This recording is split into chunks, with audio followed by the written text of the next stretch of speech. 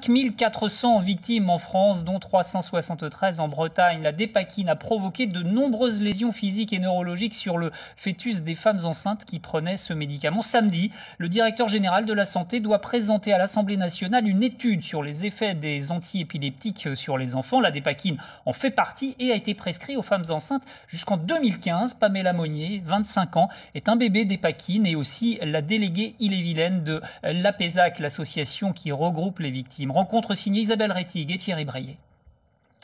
Depuis qu'elle est déléguée de l'APESAC en Ille-et-Vilaine, Pamela Monnier n'a eu de cesse d'agir. J'ai été sollicitée Miss France à Leclerc à Rennes. En rencontrant notamment des dizaines de personnalités et de politiques pour les sensibiliser à son combat. Car Pamela est ce que l'on appelle un bébé dépakine. Toute sa vie et même durant ses grossesses, sa mère qui souffre d'épilepsie a pris ce médicament sans savoir qu'il pouvait avoir de graves conséquences sur le fœtus. J'ai eu un enfant qui est décédé à 1 mois et demi et j'ai eu 2 fausses couches en plus. Et jamais vous n'aviez soupçonné la dépakine?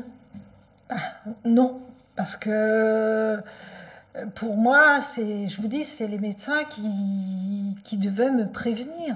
Et en plus, ils nous encourageaient à prendre ce médicament. Quant à Pamela, elle souffre de malformations cardiaques et d'une tumeur osseuse à la tête qui a déjà nécessité 7 opérations. Elle n'a appris la vérité sur la dépakine qu'en 2016.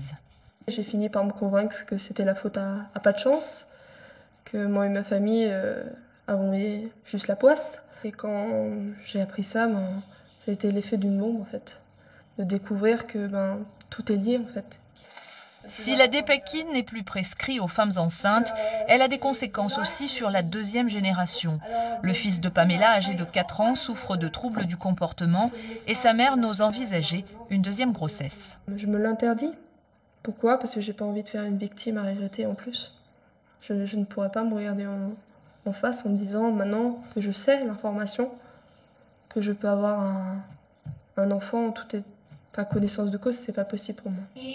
Début mai, avec Marine Martin, la présidente de l'APESAC, Pamela s'est invitée à l'Assemblée générale de Sanofi, le fabricant de la dépakine, qui a déjà été condamné à verser 3 millions d'euros à une victime. Sur la notice patient. J'attends vos excuses, j'attends vos excuses.